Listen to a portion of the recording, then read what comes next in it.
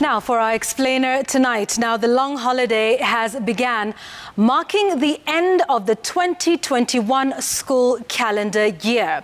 Now, currently, there is KCSE that is ongoing with preparations for KCPE that begins next week. So when the children resume after the 9-week break, they will be starting a new year. That is the 2022 school year.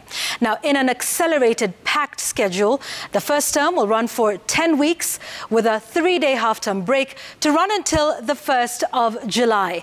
A 1-week break will then lead to second term that will run for another 10 weeks, followed by another short break leading to the last term of the year that concludes in November. So this means that by the year 2023, we will resume our normal school year that runs from January through to December, as we've always known it, thereby making up for the 1 year that we lost due to the COVID-19 pandemic. So here are some important things to note this year, now that we've gone through the calendar. This year alone, we shall see up to 6 major national exams or assessments taking place. So remember that we have 2 curricula running at the same time. So that is the new CBC, even as we're phasing out the 844 system. So right now, we have the last students of Class 8 and Class 7 under 844.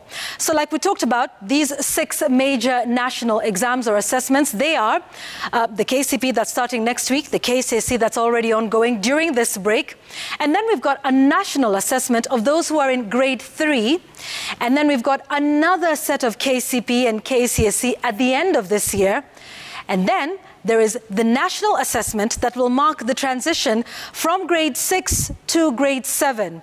That is from primary school to junior secondary school. And speaking of CBC, it is estimated that there are about 6 million learners in the program already, with another 1 million or so expected to join PP1 when the new school year resumes in April this year. So at the end of this year, CBC, like we said, will have its first major milestone, which is the transition from primary school to junior secondary school. That is from grade 6 to grade 7.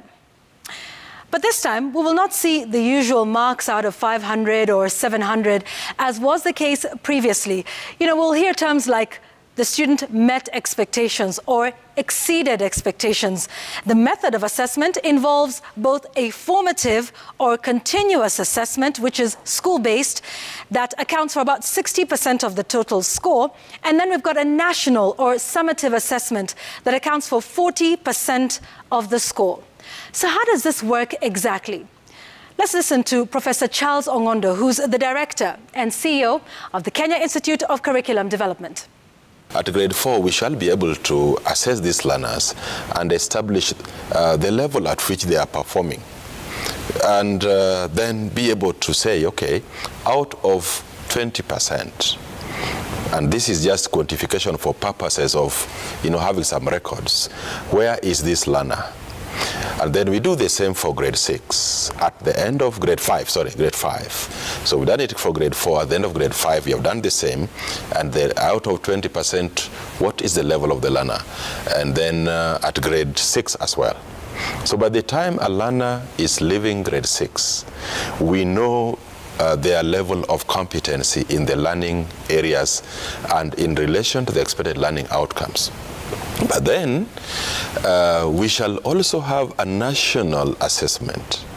This is now what we call summative assessment, to be able to give a standardized exam now, that which every learner is going to do, again in relation to the expected learning outcomes at the end of the primary school level, for purposes of 3 reasons. 1, checking the grades or the levels that have been assigned to them by their teachers in their natural environment, and checking how the learner is performing now against the standards nationally, not necessarily against other students. That is 1. But 2, giving us a record of the learners as they proceed to junior secondary. What strengths are they beginning to demonstrate, and what challenges are they beginning to show also in various learning areas? And so considering that the formative assessment, which accounts for 60%, is school-based, how will the education officials ensure that it is standardized so that there are no variations of assessment from one school to the next or from one country or one part of the country to the next? Once again, Professor Charles Ongondo. Results of the continuous assessment test will be uploaded on Kenya National Examinations Council portal every time they are done. So you do this assessment at grade 4, we have a place where we see them. You do the same for grade 6. So again, when we see something very strikingly different, I don't want to say abnormal. A learner was performing at approaching expectations in grade 4. When you upload grade 5 marks now, they are certainly or suddenly exceeding expectations. This will be a reason to check. We call it, there's that graph. So simply put, where the graph of what we receive is peculiarly above normal, then we shall have a way of checking that.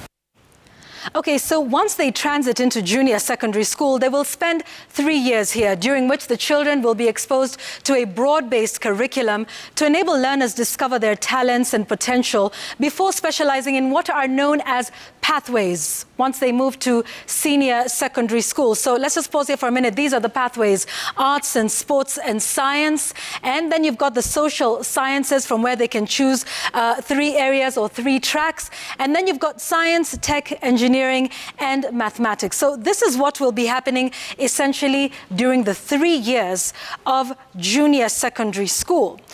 And of course, they will then get the chance to specialize once they get into senior secondary school. But again here, another important question to ask: do we have senior secondary schools that are specialized in these pathways, ready for that transition in the year 2026? Here's Professor Ongondo. So as we talk now, there's a lot of planning on how the government which schools the government might want to set aside in terms of numbers and even in terms of names and in terms of location, because you have to spread them across the country that will host this number of pathways, so that if you go to one county, there's no shortage of schools that will host STEM, no shortage of schools that will host sports and performing arts, and no shortage of schools that will host humanities. This has been mapped complete with the diagrams so that we know around this place we have this number of junior secondary, we have this number of children who will be exiting junior secondary in 2026 to join to senior secondary.